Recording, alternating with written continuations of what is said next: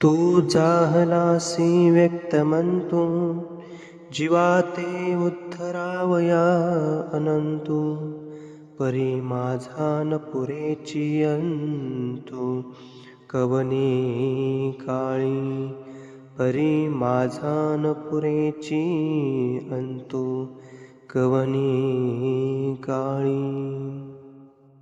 आचार्य श्री केशिराज व्यासकृत मूर्तिप्रकाश काव्यातील या 62 क्रमांकाच्या ओळीप्रमाणे तो परमेश्वर जीवासाठी व्यक्त होऊन स्वतः प्रत्यक्ष होऊन उद्धार करण्यासाठी तळमळ करत आहे, गावोगावी फिरत आहे. परंतु हा जीव त्या परमेश्वराच्या सांगितलेल्या तत्वाप्रमाणे, परमेश्वराने दाखवलेल्या मार्गाप्रमाणे न चालता चुकीच्या मार्गाने चालत, परमेश्वराला दुखवत, परमेश्वराला शिनवत तो देवता चक्राकडे, दोषांच्या फेऱ्याकडे पुन्हा वळत आहे. आणि म्हणून परमेश्वर त्या जीवासाठी पुन्हा पुन्हा व्यक्त होऊन त्याला आपला आनंद देण्याचा प्रयत्न करत आहे, आपला सुखानंद भोगवण्याचा प्रयत्न करत आहे, की ज्या चमत्काराला बघून का होईना तो जीव त्या परमेश्वराकडे वळेल. अशीच एक गोपाळांत खेळ अशा नावाची एक लीळा आपण आज स्मरणात घेत आहोत. तो परमेश्वर पूर्वार्ध कालखंडामध्ये परिभ्रमण करत आहे आणि परिभ्रमण करता करता स्वामी गोपाळ चावडी रस्त्याने नांदेडकडे प्रस्थान करत आहे. सर्वज्ञ श्री चक्रधर प्रभू मार्गाने जात आहे. तेव्हा एका ठिकाणी काही गोपाळ म्हणजे गायी राखणारे मुलडत होते.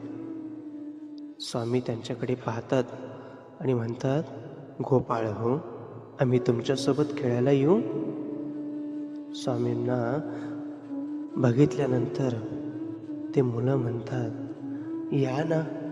आणि मग स्वामी त्यांच्यासोबत खेळायला लागले आहे. जीवांना आपला आनंद देण्याची इच्छा परमेश्वराला झालेली आहे. ही इच्छा परमेश्वराला होणे यासाठी जीवाला देखील फार मोठे भाग्य जोडलेले असावे लागते. त्या जीवाला देखील परमेश्वराकडे आकर्षित होण्याचा जो भाव आहे तो तयार व्हावा लागत असतो. आणि तो भाव त्या गोपाळांमध्ये तयार झाला आहे, ते भाग्य त्या गोपाळांनी जोडलेलं आहे. तेव्हा स्वामींच्या त्या श्रीमूर्तीकडे पाहून सर्वजण आकर्षित झाले होते आणि मग स्वामी त्यांच्यासोबत खेळायला लागलेले आहे.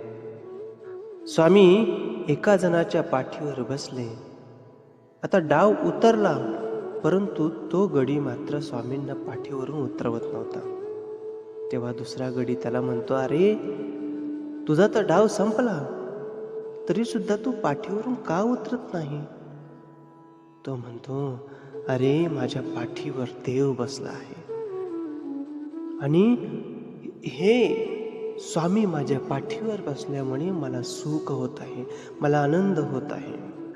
तेव्हा दुसरा म्हणतो, अगा देवा, माझी या पाठीवरी बैसा ना का? देवा, माझ्या देखील पाठीवर बसा ना. आणि मग स्वामी त्याची विनंती स्वीकार करून त्याच्या पाठीवर बसत आहे. त्यालाही तेच सुख होत आहे जे पहिल्या गड्याला झाले होते. आणखी एक जण म्हणतो, देवा, माझी पाठीवरी बैसा ना का? तुम्ही माझ्याही पाठीवर बसा. मग असाच हा खेळ पुन्हा सुरू झाला आहे. असेच स्वामी त्या ठिकाणी खेळतायत. गोपाळांनी आता काला केला आणि गोपाळ स्वामींना म्हणतात, येई गा देवा, जीव देवा, चला ना, आपण जेवण करू. आणि मग स्वामी त्यांच्या सोबत त्या गोपाळांमध्ये आरोगणा करत आहे, त्यांच्या पदार्थांचा स्वीकार करत आहे. जेवण झाले आणि आता स्वामी तिथून निघाले आणि मग स्वामी निघून गेल्यानंतर गोपाळांमध्ये आता चर्चा सुरू झाली आहे. गोपाळ एकमेकांना म्हणतात की आज आपल्याला जो सुखानंद झाला आहे तो अवर्णनीय आहे. असा आनंद आपल्याला कोणी दिलाच नाही. असे स्वामींची स्तुती करायला लागली आहे. एक म्हणाला, माझ्या पाठीवर देव बसला होता, मग तो सुखानंद होणारच ना, कसा होणार नाही. आणि मग ही चर्चा रस्त्याने एक संन्यासी जात होता, त्याने ऐकली आणि तो त्या गोपाळांकडे येत आहे. सुखानंद शब्द त्याने ऐकला होता आणि त्यामुळे तो त्यांच्याकडे आकर्षित होऊन आला. आणि हा शब्द गोपाळाचा नाही, ही भाषा एका विद्वानाची आहे असे त्या संन्यासाला वाटायला लागले होते.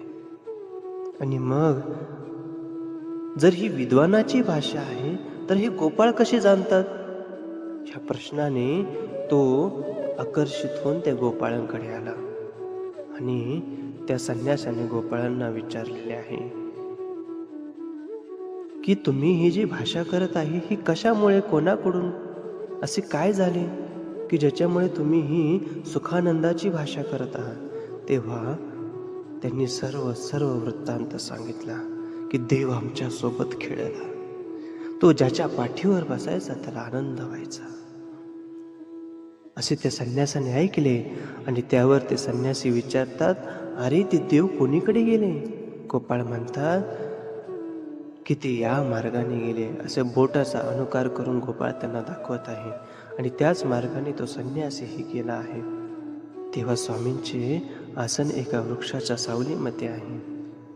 त्यांनी येऊन देवाला नमस्कार केला, दंडवत घातले आणि ही लीळा भक्तजनांना वर्णन करत असताना स्वामी म्हणतात की अजूनही अद्यापी तो संन्यासी द्रविड देशामध्ये आचार्य होऊन राहत आहे.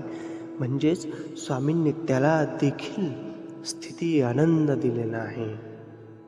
अशा पद्धतीची ही अवर्णनीय आनंदाची लीळा आहे.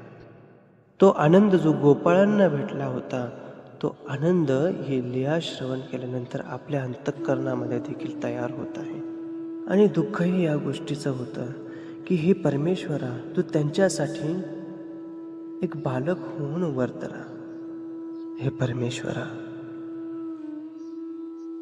ते गोपाळांचं भाग्य किती उच्च पट्टीचं असेल परमेश्वरा, की ज्यांच्यामध्ये तुम्ही खेळले, ज्यांना तुम्ही आनंद दिला, परंतु मी तुझ्या आनंदाला पात्र होऊ शकलो नाही. हे परमेश्वरा, तू त्या बालकांसाठी बालक झाला, परंतु अनंत जन्म मला तुझे बाळक होता आले नाही. अनेक जन्मी दर्शन देऊन वेळ दिला तू मला, पण तुझ्यासाठी परमेश्वरा मला वेळच काढता आला नाही. पण तुझ्यासाठी परमेश्वरा मला वेळच काढता आलं नाही. असे दुःख व्यक्त करूया आणि अशी भावना करूया की आता दिला तू जन्म मला, हीच संधी माझ्यासाठी. आणि तोडून पाशभावबंधाचे झुरेल मी तुझ्यासाठी. तोडून पाशभावबंधाचे झुरेल मी तुझ्यासाठी. अशी भावना व्यक्त करत आपण या लीळा स्मरणाला या ठिकाणी थांबवूया.